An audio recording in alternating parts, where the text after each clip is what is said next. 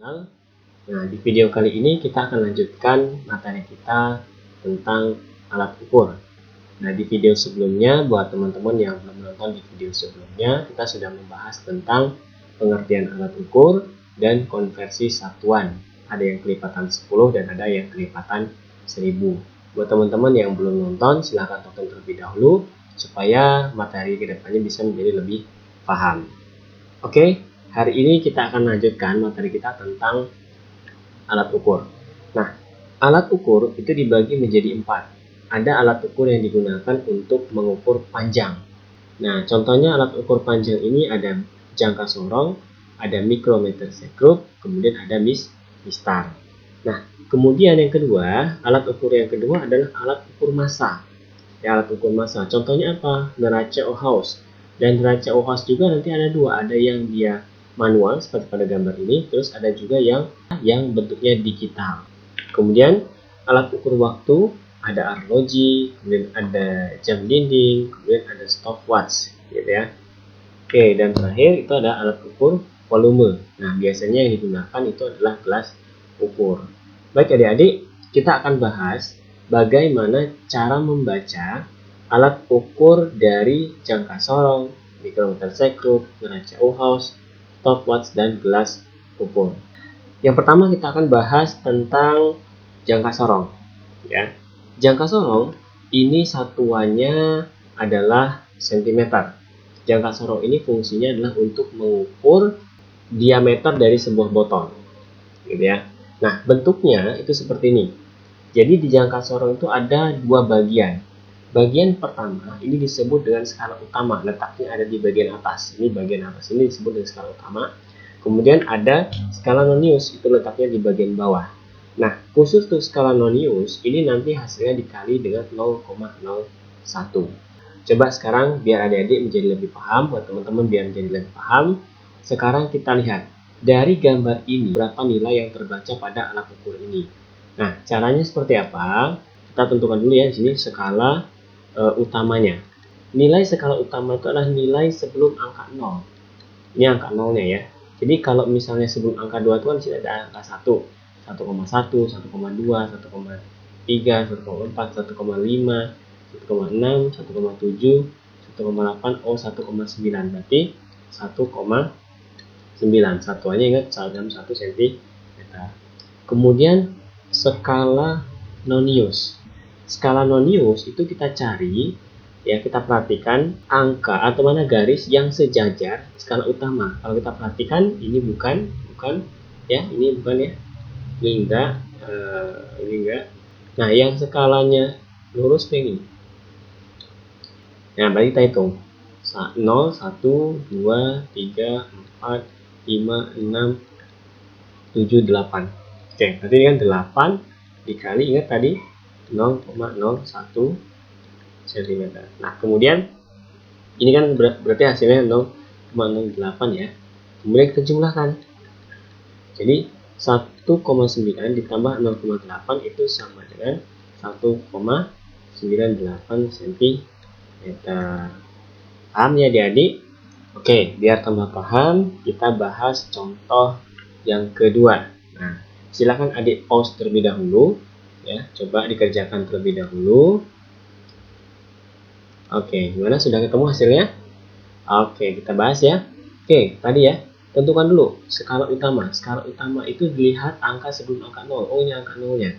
Berarti ada angka 4, ada 1, ada 2. Oh, berarti 4,2 cm. Kemudian skala nonius itu kita lihat yang satu garis. Mana kira-kira di antara nilai skala nonius itu yang dia satu garis. Nah, kalau kita perhatikan yang satu garis itu ada di sini ya. Ini ada di sini. Jadi kalau kita hitung 0, 1, 2, 3, dan 4. Berarti 4, ingat tadi skala nonius dikali dengan 0,01. Sehingga 0,04 cm. Kemudian ini kita jumlahkan. Berarti 4,2 ditambah dengan 0,04 itu hasilnya sama dengan 4,24 cm. Ya, mudah sekali adik-adik ya. Kalau misalnya adik-adik masih belum paham, boleh nanti videonya diulang kembali agar adik menjadi lebih paham. Next.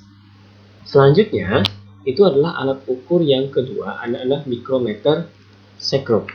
Nah, satuannya ini adalah dalam satuan milimeter, ini dalam satuan milimeter.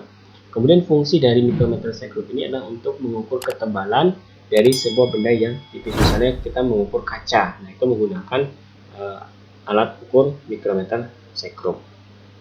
Oke, ini bentuknya seperti ini. Nah, sama seperti jangka sorong, mikrometer sekrup nanti terdiri dari dua bagian. Bagian yang horizontal ini disebut dengan skala utama, kemudian bagian yang vertikal ini disebut dengan skala nonius. Skala noniusnya nanti dikali dengan 0,01. Oke, kita lihat langsung saja bagaimana cara membacanya. Cara menentukannya sama seperti tadi. Kita tentukan dulu skala utamanya. Kita perhatikan, skala utamanya adalah angka 0, 1, 2, 3, 4. Ya, berarti 4. Satuannya adalah milimeter ya. Kemudian skala nonius. Skala noniusnya adalah, kita lihat yang bagian sebelah sini, yang satu garis dengan garis ini. Nah, ini ya, kita cari yang satu garis, berarti angka 30. 30 dikali dengan 0,01 milimeter. Berarti nanti kalau dijumlahkan itu hasilnya 4,30 milimeter. Karena kan 30 dikali 0,01 sama dengan 0,3 dia. Ya, ini jawabannya ya. Oke, yuk soal latihan yang berikutnya. Coba adik-adik kalian kerjakan terlebih dahulu. Yuk, boleh di pause dulu, boleh. Gimana, sudah ketemu? Oke, sekarang kita coba ya. Tadi kita tentukan dulu skala utamanya. Kita hitung 3, 4, 5, 6. Ya, nah di sini masih ada satu nih garisnya. Nah, garis yang di bawah ini nilainya adalah 0,5. Jadi kalau 6 ditambah 0,5 jadi 6,5. Satuannya sama ya, milimeter. Kemudian skala noniusnya, kita lihat yang satu garis. Oh, satu garis yang gambar ini. Ini ya. Jadi kita hitung dari bawah 30, 31, 32, 33 dan 34. Ya, 34 dikali 0,01. Berarti hasilnya 0,34. Jadi ini kalau kita jumlahkan 6,5 ditambah dengan 0,34 itu sama dengan 6,84 milimeter. Ya, sangat mudah sekali adik-adik. Bisa ya.